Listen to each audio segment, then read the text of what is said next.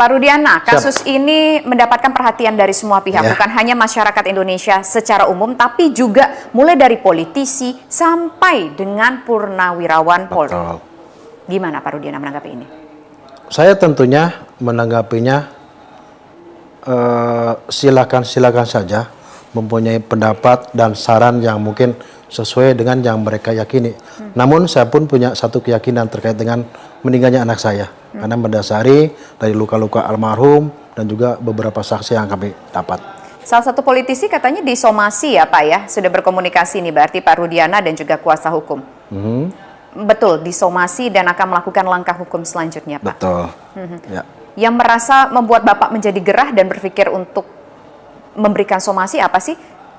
Karena adanya tuduhan-tuduhan kepada saya yang tidak benar, apalagi yang menyampaikan kalau katanya saya mengajari mereka, dan kemudian ada lagi yang menyampaikan kalau saya menjemput dia, mengajari dia untuk memberikan keterangan saat di BAP, itulah yang saya tidak merasa tidak nyaman, dituduh seperti itu.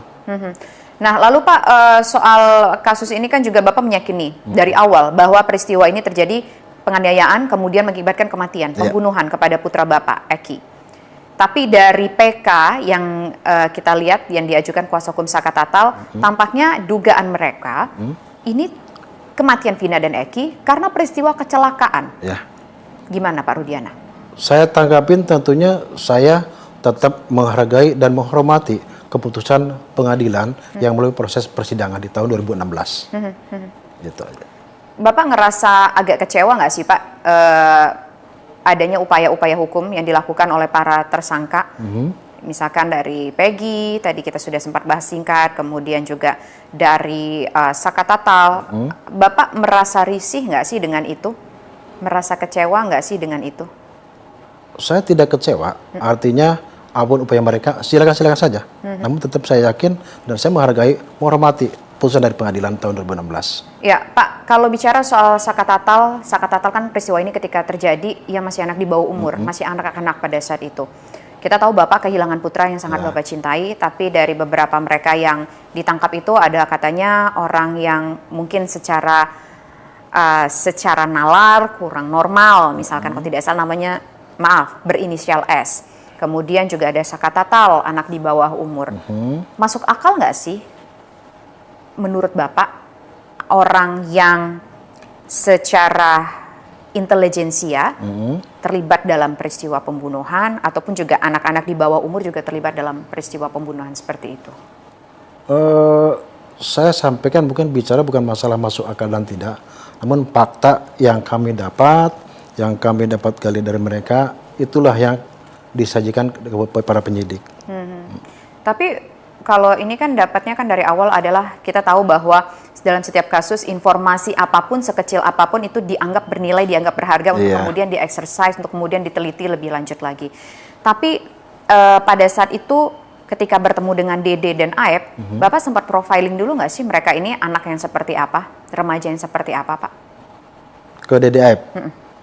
Saya tuh ketemu Dede Aep tuh spontanitas Mbak. Spontanitas karena memang kami lagi mencari informasi. Kebetulan dia menyampaikan, jadi info sekecil apapun yang disampaikan, kita coba dalamin.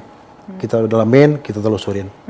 Satu namanya lagi tadi Peggy, Pak. Ini kan Peggy ini kan DPO nih, sempat dinyatakan sebagai DPO.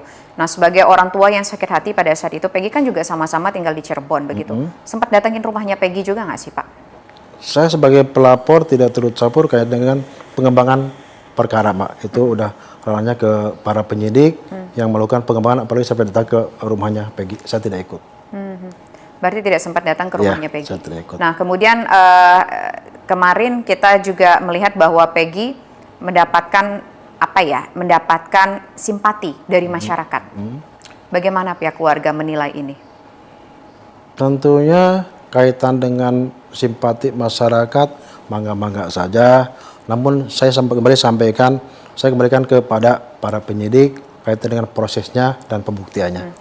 Insting sebagai seorang polisi dan juga insting sebagai orang tua melihat mereka-mereka di penjara ini, Bapak yakin mereka semua terlibat dalam peristiwa pembunuhan putra Bapak?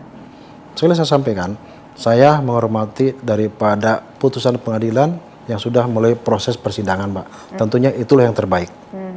Bapak mengenal tidak mungkin dengan mereka-mereka yang bergerak di peradilan pada saat itu ketika sidang sekitar 8 tahun yang lalu, baik dengan jaksa ataupun juga dengan hakimnya? Tidak kenal, Pak. Tidak kenal sama sekali. Tapi dalam persidangan Bapak hadir? Hadir, saya hadir. Apa momen yang Bapak ingat dalam persidangan tersebut, Pak? Hadir dalam setiap persidangan? Momennya pada saat saya diperiksa, nggak ada seperti biasa, saya sampaikan apa adanya, seperti yang saya lakukan, saya ketahui, itu aja. Oke.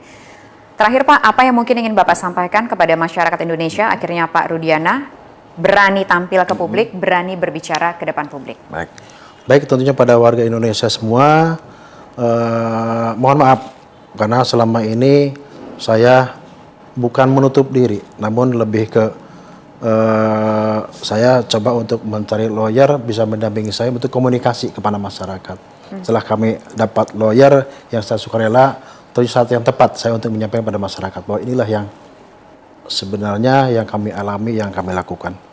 Saya jadi penasaran ini dengan statement terakhir Bapak, apakah dalam kasus ini Bapak juga mendapatkan katakanlah bantuan hukum dari atasan Bapak di instansi kepolisian? Tentunya iya, ada dari Bidkom kami dapatkan juga. Nah, apakah juga mungkin aparat dari ataupun juga mungkin instansi tempat Bapak mengabdi ini juga membantu Bapak untuk menjembatani bertemu dengan Bang Fitro ataupun juga dengan Bu Elsa? Kalau Bang Fitra itu betul-betul pure karena betul saya dapat nomor telepon Bang Fitra, saya kontak secara pribadi dan Bang Fitra mau bantu saya sehingga terjadi komunikasi. Oke.